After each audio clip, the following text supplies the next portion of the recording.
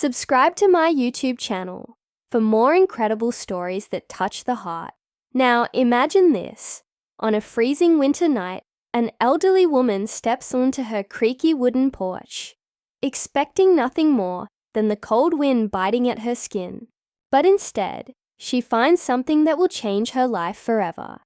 A tiny baby, wrapped in nothing but a thin blanket, abandoned and shivering. She gasps, her frail hands trembling, as she scoops the child into her arms, feeling the rapid heartbeat of a life left behind. Who would do such a thing, and why? Margaret had seen many things in her 72 years. Joy, heartbreak, loss, but never this. The baby barely makes a sound. Just a weak whimper, as if even crying would take too much energy. Her heart aches. She lives alone, surviving on a meager pension, barely making ends meet. How can she care for a baby? But as she looks into those innocent eyes, she knows she can't turn away. She rushes inside, cradling the child close to her chest, trying to warm the little body against her own.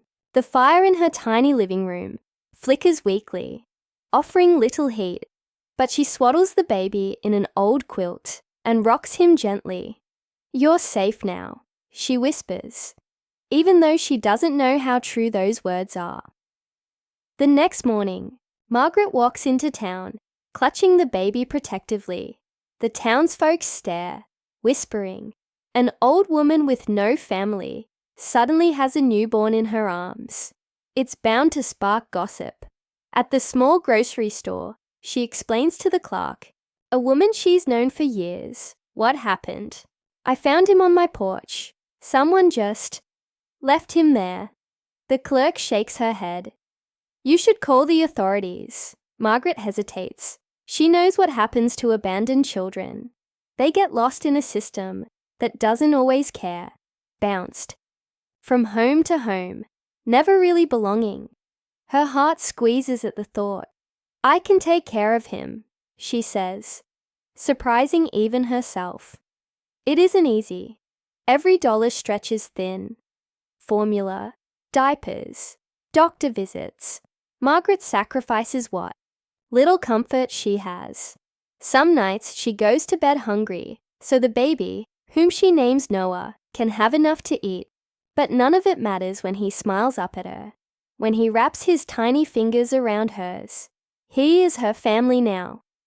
Years pass, and Noah grows into a bright, curious boy. Margaret teaches him everything she knows: kindness, resilience, the importance of hard work. "The world isn't always fair," she tells him one evening, as they sit on the front porch, watching the sun set over the hills. But that doesn't mean you stop trying. Noah listens. He watches how Margaret helps neighbors, even when she has little herself. He sees her struggles, but also her strength. And deep down, he promises himself, one day he'll make her proud, but life has its own plans. Margaret's health begins to decline. The once energetic woman who raised him starts slowing down.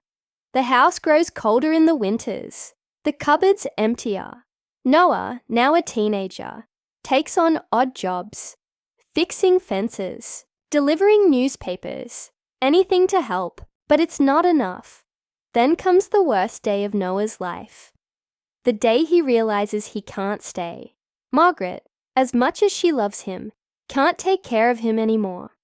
And he can't bear to watch her struggle. With a heavy heart, he leaves town, determined to find a way to change their lives. For years, he pushes himself harder than anyone thought possible. He studies, works, sacrifices sleep, food, even friendships, chasing something bigger than himself. Failure is not an option. He remembers cold nights, empty stomachs, and the unwavering love of the woman who saved him. Every time he feels like giving up, he hears her voice. "The world isn't always fair, but don't stop trying." And then, one day, he makes it. Noah Carter is no longer the boy from a forgotten town. He's a name that carries weight in boardrooms. A billionaire, a CEO. But success feels empty without the woman who gave him everything. Then, one fateful day, he receives news that stops his heart. Margaret, his Margaret, is in trouble. Without hesitation, he gets in his car and drives back to the town he left all those years ago. But what he finds is worse than he imagined. Margaret's tiny house, the one that once held warmth and laughter, is barely standing. The windows are cracked, the roof sags, and the garden she loved is overgrown, lifeless. And inside, his breath catches in his throat. She's there, but she's not the same. And in that moment, Noah realizes he might be too late. Noah stood, frozen in the doorway, his breath shallow as he took in the sight before him. The woman who had once been his rock, his safe place, now looked so small, so fragile. Margaret sat in an old chair by the window, wrapped in a worn-out blanket, staring at nothing in particular. The room was dim, the air heavy with the scent of age and neglect. His heart clenched. How had things gotten this bad? How had he let so much time pass? "Grandma," he whispered, his voice barely holding together. Margaret's head turned slowly, as if even that movement took effort. Her tired eyes blinked, and for a second, confusion clouded them. Then recognition hit. Her lips trembled. "Noah!" He dropped to his knees beside her, taking her frail hands into his own. Hands that had once worked tirelessly to feed him, to keep him warm. Now they felt cold. "Weak!" "You came back," she breathed, her voice barely above a whisper. "I should have never left," he choked out. "I should have been here." Margaret shook her head gently. "No, sweetheart. You did what you had to do. You built a life." Her gaze softened. "I always knew you would." Tears burned in Noah's eyes. He had spent years fighting to make something of himself, believing that one day he would return and make everything right. But standing here now, he realized, no amount of success could undo what had already been lost. His eyes swept across the small living room. The once cozy home now felt like a place forgotten by time. The walls were cracked, the furniture barely holding together. The kitchen shelves were nearly empty. It was clear Margaret had been struggling for a long time. Guilt crashed over him like a tidal wave. "How long has it been like this?" he asked, his voice tight. Margaret gave a weak smile, as if trying to downplay it. "Oh, things just got a little harder after the winters got colder. But don't you worry about me, dear. I've managed." Noah clenched his jaw. Managed. She had suffered, alone, while he was out building empires. He stood abruptly. "This isn't right. You should have told me." Margaret sighed. "I didn't want to burden you." His chest ached. This woman had given up everything for him, and yet she still worried about burdening him. A sharp knock at the door interrupted them. Noah turned, his body instinctively tense. The door creaked open and a middle-aged man stepped inside without invitation. His suit was old, but neatly pressed, and his expression was hard. "Mrs. Holloway," the man said, barely sparing Noah a glance. "I gave you until the end of the month." Noah frowned, stepping in front of Margaret protectively.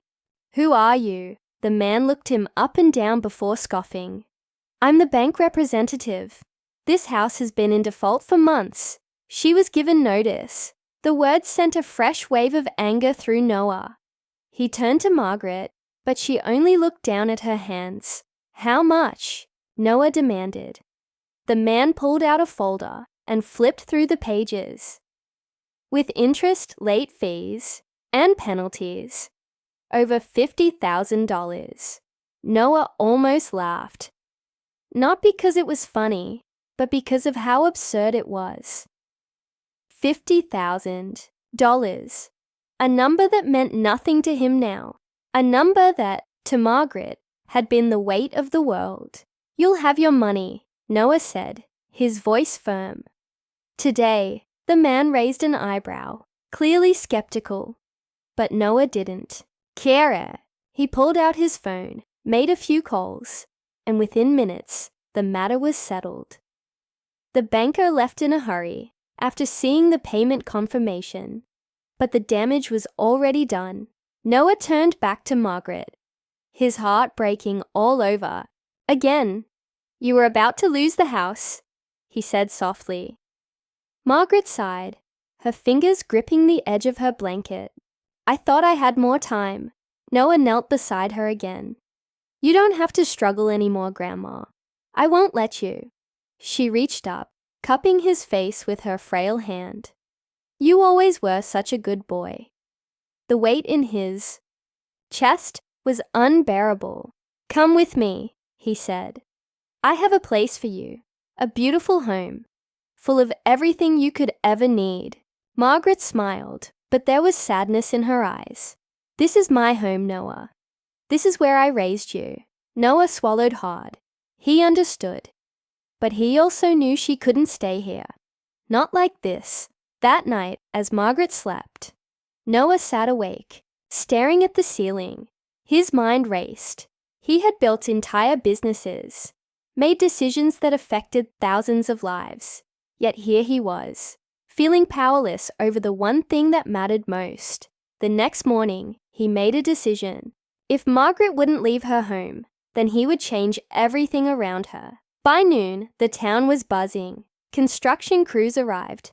Trucks pulled up with supplies. And Noah was at the center of it all. He didn't just pay off the house. He had it fully restored.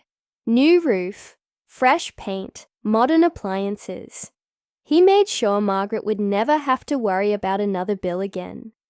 But it wasn't just about the house. He knew Margaret had lived a life of sacrifice. She had given up everything. For him, it was time for her to finally receive. Noah left the cafe that night with a weight he hadn't realized he'd been carrying. He didn't know what his future with Evelyn would look like, but one thing was certain.